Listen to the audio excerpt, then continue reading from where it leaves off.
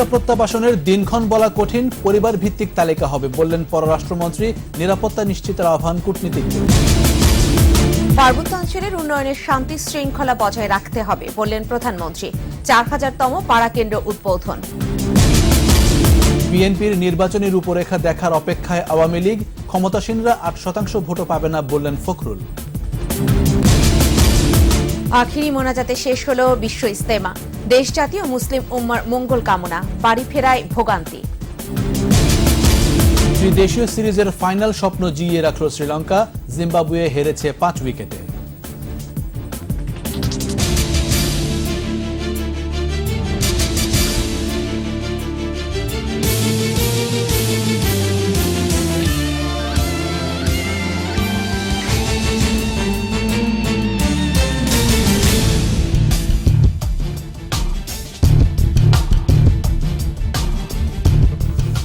শুনছিলেন first security ইসলামী bank limited সংবাদ শিরোনাম।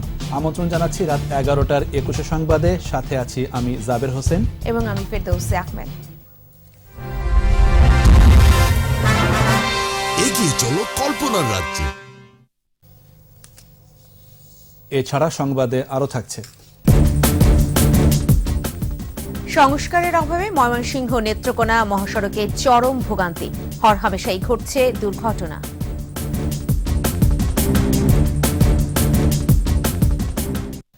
আগামী 23 জানুয়ারি রোহিঙ্গাদের প্রত্যাবাসন শুরু হওয়ার কথা থাকলেও পররাষ্ট্রমন্ত্রী আবুল হাসান মাহমুদ আলী বলেছেন, এখনই নিশ্চিত করে দিনক্ষণ বলা কঠিন। রাষ্ট্রীয় অতিথি ভবন পদ্মায় ঢাকায় নিযুক্ত বিভিন্ন দেশ ও সংস্থার প্রতিনিধিদের সাথে বৈঠকের পর পররাষ্ট্রমন্ত্রী এসব কথা বলেন।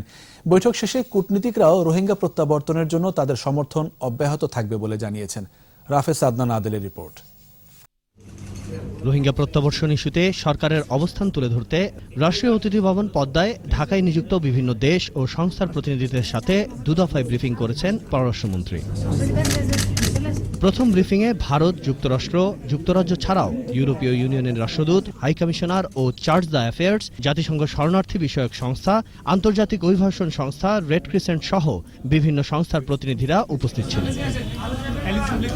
টেকসই রোহিঙ্গা প্রত্যাবর্ষণের জন্য তাদের সমর্থন অব্যাহত থাকবে বলে জানিয়েছেন বিভিন্ন দেশের কূটনীতিকরা।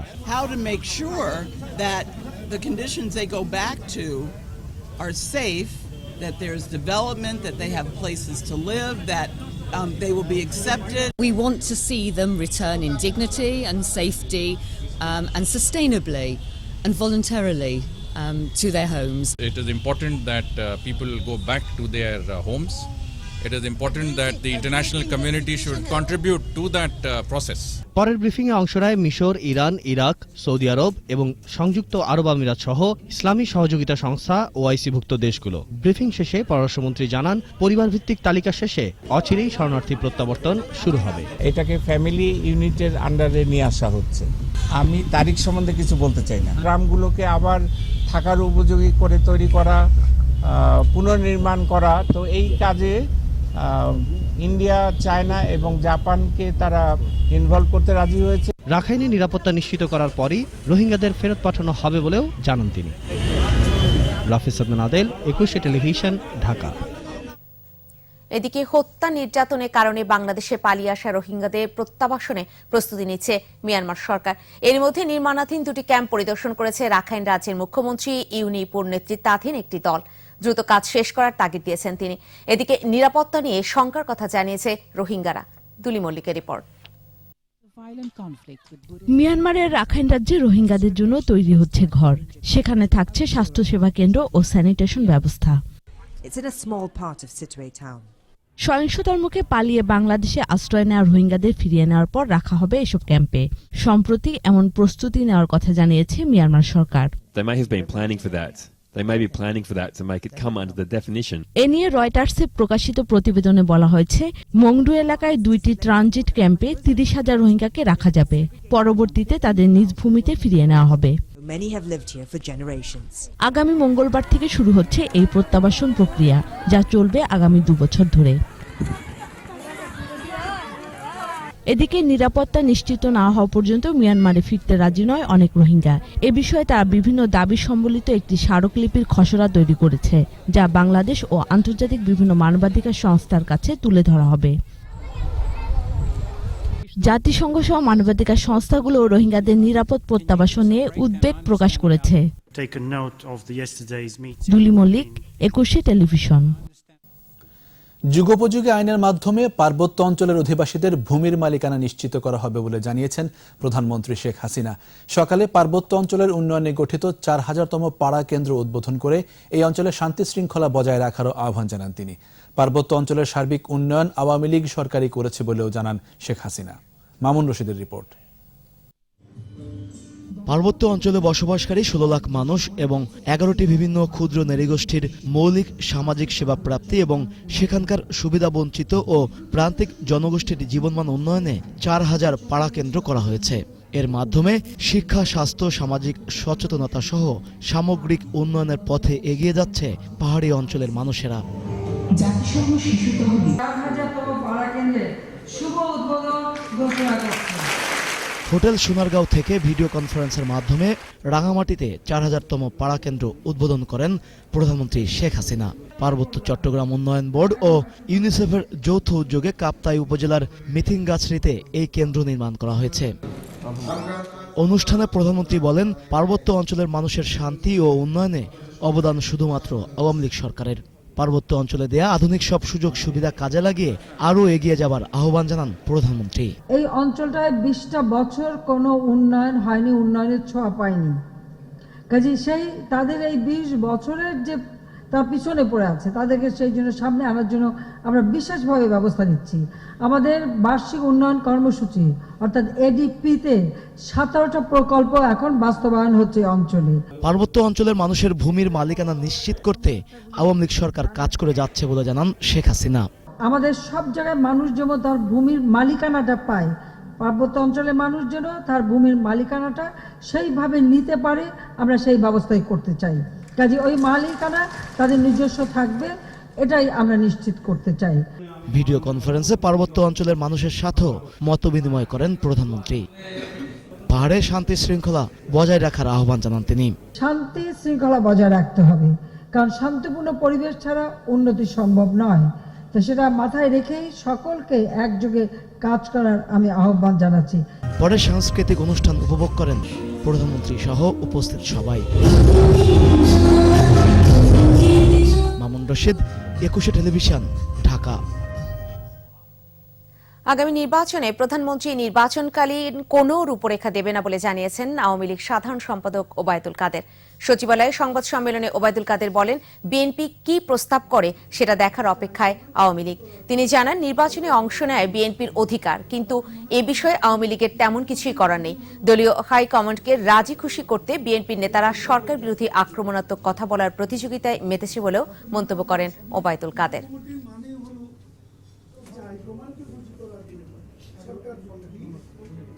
সহায়ক সরকার বলতে যে বিষয়, সেখানে তাদের রূপরেখা আমরা দেখি আর সহায়ক সরকারটা আবার তারা আবার নিজেদের মধ্যে ঠিক করতে হবে, প্রধানমন্ত্রীর কাছে চাইবে না তারা নিজেরা। সুষ্ঠু এবং নিরপেক্ষ ভোট হলে আওয়ামী লীগ 8% ভোটও পাবে না বলে মন্তব্য করেছেন বিএনপি মহাসচিব মির্জা ফখরুল ইসলাম আলমগীর। তিনি বলেন, আওয়ামী লীগ নির্বাচনে প্রতিদ্বন্দ্বিতা চায় না বলেই নিরপেক্ষ নির্বাচন দিতে ভয় পায়। অপর অনুষ্ঠানে মওদুদ আহমদ দলীয় নেতাকর্মীদের নির্বাচন এবং আন্দোলন দুটোর জন্য প্রস্তুত থাকতে বলেন। জসিম জুয়েলের রিপোর্ট। বিএনপির প্রতিষ্ঠাতা জিয়াউর রহমানের ৮২তম জন্মবার্ষিকী উপলক্ষে নয়াপল্টনে আলোচনার আয়োজন করে জিয়া স্মৃতি পাঠাগার। এতে বিএনপির মহাসচিব মির্জা ফখরুল ইসলাম আলমগীর বলেন, আওয়ামী লীগ নির্বাচন দিতে ভয় পায়, কারণ তারা জানে নিরপেক্ষ নির্বাচন হলে তাদের ভরাডুবি হবে। উন্নয়নের নামে আওয়ামী লীগ জনগণের সঙ্গে মিথ্যাচার করছে বলেও অভিযোগ করেন তিনি। 8 ভাগও নাকি ভোট পাবো না, তো পাবো না, ভোট দিচ্ছেন না কেন? একটা নিরপেক্ষ সরকারের অধীনে ভোট দেন, দেখা যাক কে কত ভোট পায়। আপনারা হলে আপনারা আছেন, আমরা হলে আমরা আছি, না নাই, তো সেটা তো দেবেন না। তারপর জানেন নিরপেক্ষ সরকারের অধীনে ভোট দিলে আপনারা ওই 8%ও থাকবেন না। প্রেস ক্লাবে অপর আলোচনায় স্থায়ী কমিটির সদস্য মওদুদ আহমেদ জাতীয় নির্বাচনকে কেন্দ্র করে আওয়ামী লীগের প্রচারণা শুরু করার সমালোচনা করেন। সব দলের জন্য সমান সুযোগ সৃষ্টি করার দাবি জানান নির্বাচন কমিশনের কাছে। আন্দোলনের জন্য প্রস্তুতি নেবেন এবং এইবার কর্মসূচি সময়ে বুঝে উপযুক্ত সময়ে কর্মসূচি দেওয়া হবে, যাতে করে আমাদেরকে পিছিয়ে চলে যেতে না হয়। এই কর্মসূচি দেওয়া হবে লাস্ট অ্যান্ড ফাইনাল কর্মসূচি। যথাসময়ে উপযুক্ত কর্মসূচি দেওয়া হবে বলেও জানান বিএনপির এই নেতা। সেই জোয়ারে নৌকা ভেসে যাবে। জসিম জুয়েল, 21 টেলিভিশন, ঢাকা। দেশ, জাতি এবং মুসলিম উম্মার কল্যাণ শান্তি কামনায় আখেরি মোনাজাতের মধ্য দিয়ে শেষ হল 53তম বিশ্ব ইজতেমার দ্বিতীয় পর্ব। সকাল 10:25 দিকে তাবলিগ জামাতের সর্ববৃহৎ এই জমায়েতে মোনাজাত পরিচালনা করেন হাফিজ মাওলানা মোহাম্মদ জুবায়ের। দেশ বিদেশের লাখো মুসল্লি মহান আল্লাহর দরবারে নাজাত ও রহমত কামনা করেন। গাজীপুর প্রতিনিধি অপূর্ব রায়কে সাথে নিয়ে আরো জানাচ্ছেন রিয়াজ সুমন। এবারের বিশ্ব ইজতেমার দ্বিতীয় পর্বের আখেরি মোনাজাতে অংশ নিতে ভোর থেকে লাখো মানুষের এই ঢল। সবার গন্তব্য টঙ্গীর তুরাগতীরের ইজতেমা ময়দান। শীত উপেক্ষা করে ময়দানে জমায়েত হন দেশ বিদেশের মুসল্লিরা। বেলা বাড়ার সাথে সাথে যা পরিণত হয় জনসমুদ্রে। একসময় আশপাশের রাস্তায় গিয়ে পড়ে উপচে পড়া সেই ঢল। সকাল 10:25 শুরু হয় মোনাজাত। বাংলা ভাষায় প্রায় আধা ঘন্টা ধরে চলা মোনাজাত পরিচালনা করেন কাকরাইল মসজিদের ইমাম হাফেজ মাওলানা মোহাম্মদ জুবায়ের। দুহাত তুলে কান্না আর বিগলিত হৃদয়ে মহান আল্লাহর দরবারে ফরিয়াদ জানান লাখো মুসল্লি। আখিরাতে নাজাতের প্রার্থনায় আমিন সুম্মা আমিন ধ্বনিতে মুখরিত হয় টঙ্গীর তুরাগতীর। বাসাবাড়ির ছাদ, নৌকা, ফুটওভার ব্রিজ, রাস্তাঘাট যে যেখানে পেরেছেন সেখানে বসেই দুহাত তুলে মোনাজাতে অংশ নেন। নারীদের ময়দানে প্রবেশে নিষেধ থাকায় রাস্তায় ও ফুটপাতে বসেই মোনাজাত করেন তারা। বাবার জন্য দোয়া চাইছি, সবাই যেন নামাজ পড়ে এই জন্য দোয়া চাইছি। আল্লাহ যেন সবাইকে নামাজ পড়ার তৌফিক দান করে, আল্লাহ যেন আমাদেরকে যেন হেদায়েত করে। অনেক আশা করে ভরসা করে যেমন আল্লাহ সবার আশা ভরসা পূর্ণ করে। আমি সামনে এসএসসি পরীক্ষা দিব, আল্লাহর কাছে চাইলাম আমি যেন খুব ভালোভাবে পরীক্ষাটা পাশ করতে পারি এবং ভালো রেজাল্ট করতে পারি। লাখো মানুষের সাথে একসাথে হাত তুলে আল্লাহর কাছে নিজেকে আত্মসমর্পণের কথা জানান মুসল্লিরা। ঈমান, আখলাক, চরিত্র নিয়ে থাকতে পারি সুন্দর করে, এটাই আল্লাহর কাছে কামনা করেছি। সারা মুসলমান জাতিকে আল্লাহ তাআলা যেন হেফাজত করেন। যে চাওয়া চেয়েছি আমার মনে হয় জীবনে এরকম কোনোদিন আমি চাইনি আল্লাহর কাছে। বাপ দাদা নানা নানি ছেলে মেয়ে সকল ব্যক্তির জন্য দোয়া এবং মাফ চেয়েছি। এর আগে বাদ ফজর আমবয়ানের মধ্য দিয়ে শুরু হয় ইজতেমার দ্বিতীয় পর্বের শেষ দিনের কার্যক্রম। বিভিন্ন আমল, আকীদা ও দাওয়াত বিষয়ে বয়ান শুনেন দেশি বিদেশি মুসল্লিরা। রিয়াজ সুমন, 21 টেলিভিশন, টঙ্গী, গাজীপুর। বিশ্ব ইজতেমার আখেরি মোনাজাত শেষে ফিরতি পথে চরম দুর্ভোগের মুখে পড়েন মুসল্লিরা। বাস, ট্রেনে ছিল উপচে পড়া ভিড়। ভেতরে জায়গা না পেয়ে জীবনের ঝুঁকি নিয়ে ট্রেনের ছাদে ওঠে অসংখ্য মানুষ। গণপরিবহনগুলো বাড়তি ভাড়া নিচ্ছে বলে অভিযোগ করেন মুসল্লিরা। পর্যাপ্ত গণপরিবহন না থাকায় পায়ে হেঁটে রওনা হন অনেকেই। ইজতেমা ময়দান ঘুরে এসে আরও জানাচ্ছেন ইবনে নূর শাওন। টঙ্গীতে বিশ্ব ইজতেমার দ্বিতীয় পর্বের আখেরি মোনাজাত শেষেই মুসল্লিদের ঢল নামে রাস্তায়। তবে গণপরিবহনের সংকটে ভোগান্তিতে পড়েন তারা। এবার ইজতেমা ফেরত মানুষের চলাচলের সুবিধার্থে 13টি বিশেষ ট্রেনের ব্যবস্থা করা হয়েছে। কিন্তু বিপুল সংখ্যক মানুষের চাপ সামাল দিতে হিমশিম খেতে হয়েছে রেল কর্তৃপক্ষকে। তাই ট্রেনের দরজা, ছাদ, এমনকি বগির মাঝখানে দাঁড়িয়ে ঝুঁকিপূর্ণভাবে বাড়ির উদ্দেশ্যে রওনা দেন অনেকেই। সাধারণত ট্রেনের ভেতরে যাত্রী পরিবহনের কথা থাকলেও এই ট্রেনটির অবস্থা অনেকটাই তার ব্যতিক্রম। তবুও ঝুঁকিপূর্ণভাবে আপন গন্তব্যে রওনা করা এসব মানুষের প্রত্যাশা লক্ষ লক্ষ মুসল্লির মধ্যে কোনো না কোনো নিষ্পাপ হাতের উসিলায় জীবনের সকল গুনাহখাতা মাফ করবেন মহান আল্লাহ রাব্বুল আলামিন। ট্রেনে উঠতে না পেরে হতাশা জানান অনেকে। জনগণ বেশি, যাত্রী বেশি, তারপর মুসল্লি বেশি, ট্রেনের সংখ্যা অনেক কম, উঠতে পারতাছি না অনেক ভিড়ের জন্য। এদিকে পরিবহন সংকটে অনেকেই পায়ে হেঁটে রওনা হন গন্তব্যের উদ্দেশ্যে। এখানে আমার এখন হেঁটে হেঁটে যেতে হবে। দীর্ঘ 2 ঘন্টা হেঁটে যাওয়ার পর আমার গন্তব্যস্থানে আমি পৌঁছতে পারবো। হেঁটে ছাড়া যাওয়ার কোনো উপায় নাই, গাড়ি নাই, জাম অনেক, এভাবে অনেকেই যাচ্ছে, আমিও যাচ্ছি সেভাবে। বাস, ভ্যান, পিকআপ এবং ট্রাকে যাত্রী পরিবহন করা হলেও বাড়তি ভাড়া আদায়ের অভিযোগ করেছেন মুসল্লিরা। যেখানে গাড়িতে উঠতে গেলে গায়ে 100, মগবাজার গেলেও 100, গুলিস্তান গেলেও 100, মাওয়া গেলেও 100। মুসল্লিদের যাতায়াত নির্বিঘ্ন করতে 2 শতাধিক বাস নিয়ে বিশেষ সার্ভিস পরিচালনা করে বিআরটিসি। ইবনে নূর শাওন, 21 টেলিভিশন, ঢাকা। এবার ত্রিদেশীয় ক্রিকেট সিরিজ প্রসঙ্গ।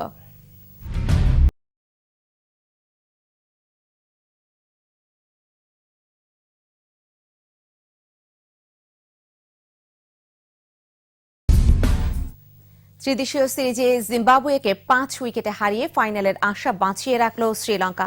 আগে ব্যাট করে 198 রান তুলে জিম্বাবুয়ে, জবাবে 31 বল ও 5 উইকেট হাতে রেখেই জয় তুলে নেয় চন্ডিকা হাথুরে সিং এর শিষ্যরা। নতুন কোচের অধীনে তৃতীয় ম্যাচে এটি শ্রীলঙ্কার প্রথম জয়। বিস্তারিত জানাচ্ছেন আবু হুরায়রা তামিম। চাতারার বলে ছক্কা মেরে ত্রিদেশীয় সিরিজে দলকে প্রথম জয় এনে দেয় থিসারা পেরেরা। সঙ্গে সঙ্গে উল্লাসে ফেটে পড়ে লঙ্কান খেলোয়াড় ও সমর্থকরা।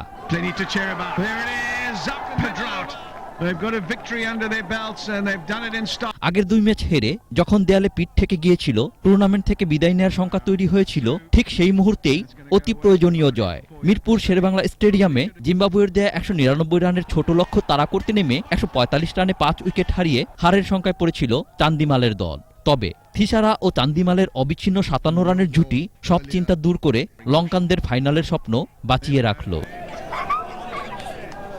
অধিনায়ক চান্দিমাল 38 রানে অপরাজিত ছিলেন। থিসারা পেরেরা 26 বলে 1, 4 ও 3 ছক্কায় অপরাজিত 39 রান করে ম্যাচ সেরা নির্বাচিত হন। এর আগে টস জিতে ব্যাট করতে নেমে উদ্বোধনী জুটিতে 44 রান তুললেও থিসারা পেরেরার বোলিং তোপে মাত্র 198 রানে গুড়িয়ে যায় জিম্বাবুয়ে। টেইলর হাফ সেঞ্চুরি করলেও বাকিরা ছিলেন ব্যর্থ। 58 রান আসে এই ডানহাতি ব্যাটসম্যানের ব্যাট থেকে। 33 রানে 4 উইকেট তুলে নেন পেরেরা। আবু হুরায়রা তামিম, 21 টেলিভিশন। নিচ্ছি ইসলামী ব্যাংক বিরতি। যখন ফিরছি তখন অন্যান্য খবরের সঙ্গে আরো থাকবে। এবার হজের সুযোগ পাচ্ছেন 1,27,000 বাংলাদেশি। সৌদি সরকারকে দিতে হবে 5% ভ্যাট, বললেন ধর্মমন্ত্রী। ঢাকা বিশ্ববিদ্যালয়ে নিবন্ধিত গ্র্যাজুয়েট নির্বাচনে গণতান্ত্রিক ঐক্য পরিষদের জয় জয়কার, ভরাডুবি জাতীয়তাবাদী প্যানেলে। স্বাগত, আবারও দেখছিলেন রাত 11টার 21 সংবাদ। এবছর বাংলাদেশ থেকে পবিত্র হজ পালন করার সুযোগ পাবেন 1,27,198 জন। এর মধ্যে সরকারি ব্যবস্থাপনায় 7,198 জন এবং 1,20,000 বেসরকারি ব্যবস্থাপনায়। সৌদি সরকার হাজিদের আবাসন, খাবার ও পরিবহন সহ বিভিন্ন খাতে 5% ভ্যাট বসানোয় খরচ বেড়ে যাওয়ার আশঙ্কা জানিয়েছেন ধর্মমন্ত্রী। বিস্তারিত জানাচ্ছেন মুহাম্মদ নুরুন নবী। প্রতিবছরই বাংলাদেশ থেকে বিপুল সংখ্যক ধর্মপ্রাণ মুসলমান পবিত্র হজ পালন করতে সৌদি আরবে যান। এবারও এ বিষয়ে বাংলাদেশ সরকারের সাথে সৌদি সরকারের চুক্তি সম্পাদিত হয়েছে গেল 14 জানুয়ারি।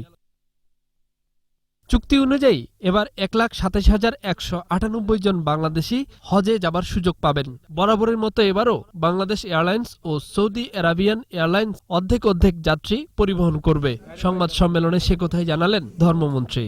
সরকারি ব্যবস্থাপনা হজ করতে পারবে 7,198 জন হজযাত্রী, 1,20,000 বেসামরিক ব্যবস্থাপনায় হজ পালন করতে পারবেন। এবারে হাজিদের সকল ক্রয় ও সেবায় 5% ভ্যাট আরোপ করেছে সৌদি সরকার, যা 1 জানুয়ারি হতে কার্যকর হয়েছে। এতে খরচা বেড়ে যেতে পারে বলেও আশঙ্কা করা হচ্ছে।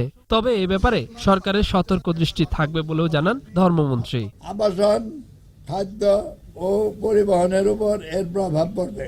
হজযাত্রীদের উপর আর্থিক প্রভাব সৃষ্টি না করে সে বিষয়ে বাংলাদেশের ধর্ম বিষয়ক মন্ত্রণালয় সচেষ্ট থাকবে। হজ পালনে আল্লাহর ঘরের মেহমানরা যাতে কোনো প্রকার হয়রানির মুখোমুখি না হয় সে ব্যাপারে জিরো টলারেন্স অবস্থানের কথা জানান ধর্মমন্ত্রী। হজযাত্রীদের প্রতি কোনো ধরনের অবহেলা বা প্রতারণা আমরা সহ্য করব না। মোহাম্মদ নুরুন নবী, 21 টেলিভিশন, ঢাকা। ঢাকা বিশ্ববিদ্যালয়ের সিনেটের রেজিস্ট্রার গ্রাজুয়েট নির্বাচনে আওয়ামী লীগ সমর্থিত গণতান্ত্রিক ঐক্য পরিষদের জয় জয়কার। 25টি পদের মধ্যে 24টি জিতেছে মুক্তিযুদ্ধের পক্ষের শক্তি। ফল ঘোষণার পর বিজয়ীরা জানিয়েছে মুক্তিযুদ্ধের চেতনায় বিশ্ববিদ্যালয় পরিচালনা করা হবে। দেখুন আদিত্য মামুনের রিপোর্ট। প্রাচ্যের অক্সফোর্ড ঢাকা বিশ্ববিদ্যালয়ের রেজিস্টার্ড গ্রাজুয়েট নির্বাচনে কয়েক দফায় দেশের 43টি কেন্দ্রে ভোট গ্রহণ করা হয়। সকাল থেকেই ঢাকা বিশ্ববিদ্যালয়ের সিনেট ভবনে শুরু হয় ভোট গণনা। বিকেলে ফল জানতে ভিড় করেন 3 প্যানেলের প্রার্থী সমর্থকরা। ফল ঘোষণার পর উল্লাস ছিল বিজয়ী সমর্থকদের মধ্যে। নির্বাচনে বাঙালি জাতীয়তাবাদ, গণতন্ত্র ও মুক্তিযুদ্ধের চেতনায় গণতান্ত্রিক ঐক্য পরিষদ বিজয়ী হয়েছে। সর্বোচ্চ 12,967 ভোট পেয়েছেন রূপালী ব্যাংকের এমডি ও সিইও আতাউর রহমান প্রধান। জয়ী হয়েছেন 21 টেলিভিশনের প্রধান সম্পাদক ও সিইও মঞ্জুরুল আহসান বুলবুল। নাট্যজন রামেন্দু মজুমদার, জাতীয় মানবাধিকার কমিশনের সদস্য মাহফুজা খানম সহ গণতান্ত্রিক ঐক্য পরিষদের 24 জন। এই বিজয় মুক্তিযুদ্ধের চেতনার বিজয় বলে মন্তব্য করেছেন বিজয়ীরা। আমাদের গণতান্ত্রিক ঐক্য পরিষদের যে বিজয় হয়েছে, এই বিজয় আগামী দিনের জাতীয় রাজনীতিতেও প্রভাব ফেলবে আমরা বিশ্বাস করি। সবগুলো কাজেই মুক্তিযুদ্ধের সপক্ষের চিহ্ন প্রকাশ পায়, সেটা আমরা করব। বিএনপিপন্থী জাতীয়তাবাদী পরিষদ থেকে শুধুমাত্র আফম ইউসুফ হায়দারি বিজয়ী হয়েছেন। আদিত্য মামুন, 21 টেলিভিশন, ঢাকা। পুরনো আইন বাতিল করে সময়োপযোগী কৃষিকাজে ভূগর্ভস্থ পানি ব্যবস্থাপনা বিল 2018 পাশ হয়েছে সংসদে। নতুন আইনে লাইসেন্স ছাড়া কৃষিকাজের জন্য নলকূপ স্থাপন করলে জেল জরিমানার বিধান রয়েছে। এ প্রসঙ্গে কৃষিমন্ত্রী বেগম মতিয়া চৌধুরী বলেন, পানির স্তর ক্রমেই নিচে নেমে যাচ্ছে। অপরিকল্পিতভাবে নলকূপ বসানো বন্ধ না হলে একসময় পানি পাওয়া যাবে না। সে লক্ষ্যেই সরকার বৃহৎ পরিকল্পনা নিয়েছে। এবার আমাদের সাপ্তাহিক আয়োজন সোশ্যাল ইসলামী ব্যাংক লিমিটেড জনদুর্ভোগ।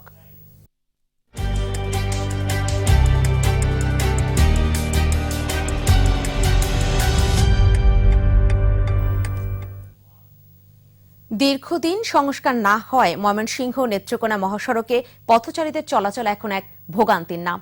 দুর্ঘটনাও ঘটছে হরহামেশাই। রাস্তা প্রশস্ত করা সহ নতুন প্রকল্পে এর উন্নয়ন কাজ হবে বলে ন্যূনতম মেরামতের কাজ করা যাচ্ছে না বলে দাবি করেছে সড়ক ও জনপথ বিভাগ। তবে নতুন প্রকল্প কবে বাস্তবায়ন হবে তার কোনো সদুত্তর পাওয়া যায়নি। রিপোর্টে আরো জানাচ্ছেন মোহাম্মদ নুরুন নবী, ছবি তুলেছেন অপু খন্দকার। রাস্তা তো নয়, মনে হয় ছেঁড়া কাঁথা, অসংখ্য ভাঙাচোরা, কোথাও কোথাও বড় বড় গর্ত। 1-2 কিলোমিটার নয়, পুরো 40 কিলোমিটার মহাসড়কে ময়মনসিংহের শম্ভুগঞ্জ থেকে নেত্রকোনার রাজুক বাজার পর্যন্ত একই দশা। জেলা সদরের একমাত্র এই সড়ক পথে যাদের নিত্যদিনের পথ চলা আসল ভোগান্তি হারে হারে টের পান তারাই। সময়ও ব্যয় হয় 2-3 গুণ বেশি। রাস্তা খারাপের জন্য সঠিকভাবে যেটা অফিস আদালতে যে ঠিক মতো ডিউটি করা, এটা আমাদের জন্য খুব কষ্ট। যাতায়াত ব্যবস্থা দুর্বিষহ হয়ে উঠেছে। 1-2টা টিপ দিলে আমরা হাত পা ব্যথায় পড়ে। নেত্রকোনা পর্যন্ত রাস্তা খুবই খারাপ, মানুষের চলাফেরা খুবই কষ্ট হইতেছে। অন্যান্য মহাসড়ক যেখানে 30 ফুট প্রশস্ত থাকে, এই সড়ক সেখানে মাত্র 18 ফুট। বেশিরভাগ অংশে নেই দুই ধারের গাছের নিরাপত্তা বেষ্টনী, আর মেরামতো হয় না দীর্ঘদিন। চলাচলের গাড়ি নষ্ট হয়ে পড়ে হর হামেশাই। সড়কটির আদৌ কোনো অভিভাবক আছে কিনা এ নিয়ে সন্দিহান কেউ কেউ। গাড়ি জায়গায় গাড়ি থাকে না, জঘন্য খারাপ রুট, আমরা গাড়ি চালাইতে পারি না। চাকা পর্যন্ত আপনার 6 মাস পরে পরে বদলানি লাগে। ট্রাকের মধ্যে পিচ গলায়া পাথর দেওয়া একটু লেপ দেওয়া থয়ে যায়। ট্রাক চলার সঙ্গে সঙ্গেই এই পিচগুলা, রাস্তার পাথরগুলা ছিটা আশপাশে পড়ে থাকে, কিন্তু এখানে জনসড়ক কর্তৃপক্ষের লোকজন আছে বলে মনে হয় না। এমনিতেই বছরে 7 মাস বৃষ্টিপাত হয়, আর পাথর বোঝাই ট্রাক চলাচল করায় সড়কটি নিয়মিত রক্ষণাবেক্ষণ করে লাভ হয় না। এমন অজুহাতে ভবিষ্যৎ রাস্তার নির্মাণকারী ঠিকাদারের কার্যাদেশ পাবার প্রতীক্ষায় সড়ক ও জনপথ বিভাগ। কয়েকটা জায়গায় খারাপ আছে, এটা রিপেয়ার হবে। এটা হলো টেম্পোরারি রিপেয়ার, এখন আর আমরা রিপেয়ার করতেই পারবো না। যখন ডেভেলপমেন্ট প্রোগ্রাম শুরু হয়ে যায় তখন মেইনটেনেন্স থেকে কোনো কাজ করা যায়। টেন্ডার হয়ে গেছে এবং নেত্রকোনার 2টা অংশ সিএসও পাঠিয়ে দিচ্ছে। আমার অংশটার সিএসটা হয়তো এভালুয়েশন চলছে। নির্মাণ কাজ শুরু হলেও 2 বছর মেয়াদী প্রকল্প বাস্তবায়নের আগে স্বস্তিতে চলাচলের সুখবর নেই সংশ্লিষ্টদের কাছে। অসংখ্য খনাখন্দকে ভরা এটি যে একটি মহাসড়ক তা এলাকাবাসী ভুলে গেছে সেও অনেক আগের কথা। আর সড়ক ও জনপথ বিভাগ শুধু খনাখন্দক কার্পেটিং করে কোনো মতে চালিয়ে যাচ্ছে। আর এই অবস্থার দ্রুতই পরিবর্তন চান এই এলাকার জনগণ। মোহাম্মদ নুরুন নবী, 21 টেলিভিশন, নেত্রকোনা। আবার যাচ্ছি ইসলামী ব্যাংক বিরতিতে। যখন ফিরছে তখন অন্যান্য খবরের সঙ্গে আরো যা থাকছে। রাজধানীর ন্যাম ভবন থেকে সাতক্ষীরার সাংসদ পুত্রের মৃতদেহ উদ্ধার, আত্মহত্যা ধারণা পুলিশের। 12 ঘন্টা পর জঙ্গিমুক্ত কাবুলের ইন্টারকন্টিনেন্টাল।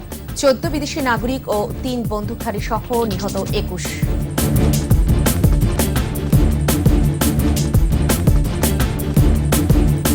দেখছেন রাত 11টার 21 সংবাদ। শিক্ষা মন্ত্রণালয়ের 2 কর্মকর্তা এবং লেকহেড গ্রামার স্কুলের পরিচালককে ডিবি পুলিশ গ্রেফতার করেছে বলে জানিয়েছেন ঢাকা মহানগর পুলিশের গণমাধ্যম ও জনসংযোগ বিভাগের উপকমিশনার মাসুদুর রহমান। তিনি জানান, প্রথমে শিক্ষা মন্ত্রণালয়ের রিসিভ ও ডিসপাস শাখার উচ্চমান সহকারী নাসির উদ্দিনকে রাজধানী গুলশান এলাকা থেকে নগদ 1,30,000 টাকা সহ গ্রেফতার করা হয়। তার সঙ্গে যোগাযোগের সূত্র ধরে পরবর্তীতে বসিলা এলাকা থেকে গ্রেফতার করা হয় মন্ত্রণালয়ের পার্সোনাল অফিসার মোতালেব হোসেনকে। পাশাপাশি একই দিনে রাজধানীর লেকহেড গ্রামার স্কুলের পরিচালক খালেদ হাসান মতিনকেও গ্রেফতার করা হয়েছে বলেও জানান উপকমিশনার মাসুদুর রহমান। রাজধানীর মানিক মিয়া এভিনিউর ন্যাম ভবন থেকে সাতক্ষীরা 1 আসনের এমপি মুস্তফা লুৎফুল্লাহর একমাত্র ছেলে অনিক আজিজের ঝুলন্ত লাশ উদ্ধার করেছে পুলিশ। তার পরিবার ও পুলিশ জানিয়েছে আত্মহত্যা করেছে অনিক। ময়না তদন্ত শেষে তার লাশ নেওয়া হয় সাতক্ষীরায়। মাহমুদ হাসানের রিপোর্ট। ২৬ বছর বয়সী অনেক খুলনা প্রকৌশল বিশ্ববিদ্যালয় থেকে সদ্য পড়াশোনা শেষ করেছেন। বাবা সাতক্ষীরা 1 আসনের সংসদ সদস্য মুস্তফা লুৎফুল্লাহ। 5 নম্বর ন্যাম ভবনের 604 নম্বর ফ্ল্যাটে পরিবারের সাথেই থাকতেন অনিক। সকাল 7:30টার দিকে বাসার ফ্যানের সাথে ঝুলন্ত অবস্থায় পুলিশ তার মরদেহ উদ্ধার করে। অনিকের চাচা জানান, সকালে দীর্ঘক্ষণ তার রুম বন্ধ ছিল। ডাকাডাকির পরেও না খোলায় অন্য চাবি দিয়ে দরজা খুলে অনিকের ঝুলন্ত লাশ দেখতে পান তারা। সবাই মিলে নক করছে, খোলে না। তারপরে যে স্পেয়ার চাবি আসছে ওইটা দিয়ে খুলে দেখে এই অবস্থা।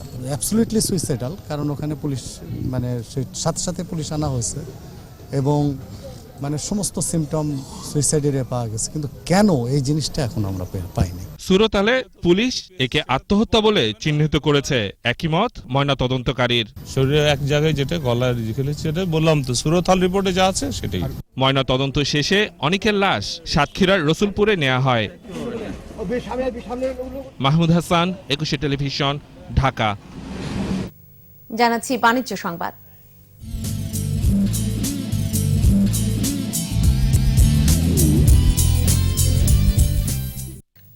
ঢাকা আন্তর্জাতিক বাণিজ্য মেলার 21তম দিন সপ্তাহের প্রথম কর্মদিবস হলেও ভিড় ছিল উপচে পড়া। পছন্দের পণ্য কিনে সন্তোষ জানিয়েছেন তারা। প্যাকেটজাত খাদ্য পণ্যের প্যাভিলিয়নে ভিড় ছিল লক্ষণীয়। প্রায় সবকটি কোম্পানি মেলা উপলক্ষে বাজারে এনেছে নতুন পণ্য। এসব পণ্যের মান ও দাম নিয়ে খুশি ক্রেতারা। দেখুন তৌহিদুর রহমানের রিপোর্ট। ঢাকা আন্তর্জাতিক বাণিজ্য মেলার 21তম দিন সপ্তাহের প্রথম কর্মদিবস রোববারেও মেলা প্রাঙ্গণে ক্রেতা দর্শনার্থীর ভিড় ছিল চোখে পড়ার মতো। পছন্দের পণ্য কিনে ব্যাগ ভর্তি করে বাড়ি যাচ্ছেন ক্রেতারা। পরিবারের সদস্যদের নিয়ে একসাথে মেলায় আসতে পেরে খুশি তারা। কি আম কেনা হয়েছে, কিছু পার্স ব্যাগ। এই তো মেলায় ঘুরলাম, ভালো লাগলো। বেডশিট, তারপরে ট্রে, প্রেসার কুকার। অন্যান্য প্যাভিলিয়নের চেয়ে খাবারের, বিশেষ করে প্যাকেটজাত প্যাভিলিয়নে মানুষের ভিড় বেশি। আকিজ ফুড, ইগলু আইসক্রিমের প্যাভিলিয়নে এসেও খুশি ক্রেতারা। সামষ্টিক এনজয়ের একটা সুযোগ দর্শনার্থীরা বেশ ভালোভাবে রিসিভ করতেছে। আমাদের 3টা প্রোডাক্ট এসছে, French vanilla, strawberry cheese cake, 2 ice cream. দামের ব্যাপারে আমাদের এখন কনফিউজড হচ্ছে না, বা আমরা ধোঁকা বা প্রতারণা হচ্ছে না। প্যাভিলিয়নে আসলাম, এখানে জুসটা ভালোই লাগছে। আইসক্রিম ভালো লাগছে, তারপরে আপনার নুডলস খেয়েছি, এটা ভালো লাগছে। পিরামিডের আদলিগড়া অলিম্পিক বিস্কিটের প্যাভিলিয়ন ক্রেতাদের নজর কেড়েছে। ভালো রেসপন্স পাচ্ছি, কারণ এই বছর আমরা আবার আলাদা একটা থিম নিয়ে আসছি, পিরামিড, যেটা বাংলাদেশ আসলে কেউ করেনি। এদিন চপস্টিক ইনস্ট্যান্ট নুডলসের দেশি মশলার মোড়ক উন্মোচন করেন অভিনেত্রী বিপাশা হায়াত। এই দেশি মশলার নাম দেওয়ার কারণ হচ্ছে যে এখানে দেশের মানুষের, আমাদের বাংলাদেশের মানুষের যে স্বাদ এবং তাদের যে পছন্দ, সেটিকে গুরুত্ব দেওয়া হয়েছে বিশেষভাবে। ব্যবসায়ীরা বলছেন গেল বছরের তুলনায় এবার বেচা বিক্রি বেড়েছে। তৌহিদুর রহমান, 21 টেলিভিশন, ঢাকা। আর এই সাথেই শেষ করবো রাত 11:21 সংবাদ। তবে যাবার আগে ফার্স্ট সিকিউরিটি ইসলামী ব্যাংক লিমিটেড সংবাদ শিরোনামগুলো জানিয়ে দিব আরো একবার। রোহিঙ্গা প্রত্যাবাসনের দিনক্ষণ বলা কঠিন, পরিবার ভিত্তিক তালিকা হবে বললেন পররাষ্ট্রমন্ত্রী। নিরাপত্তা নিশ্চিতের আহ্বান কূটনীতিকদের। পার্বত্য অঞ্চলের উন্নয়নে শান্তি শৃঙ্খলা বজায় রাখতে হবে বললেন প্রধানমন্ত্রী। 4000তম পাড়া কেন্দ্র উদ্বোধন। বিএনপির নির্বাচনী রূপরেখা দেখার অপেক্ষায় আওয়ামী লীগ। ক্ষমতাসীনরা 8% ভোটও পাবে না বললেন ফখরুল। আখিরি মোনাজাতে শেষ হলো বিশ্ব ইজতেমা। দেশ জাতীয় মুসলিম উম্মার মঙ্গল কামনা। বাড়ি ফেরায় ভোগান্তি। ত্রিদেশীয় সিরিজের ফাইনাল স্বপ্ন জিইয়ে রাখল শ্রীলঙ্কা। জিম্বাবুয়ে হেরেছে 5 উইকেটে।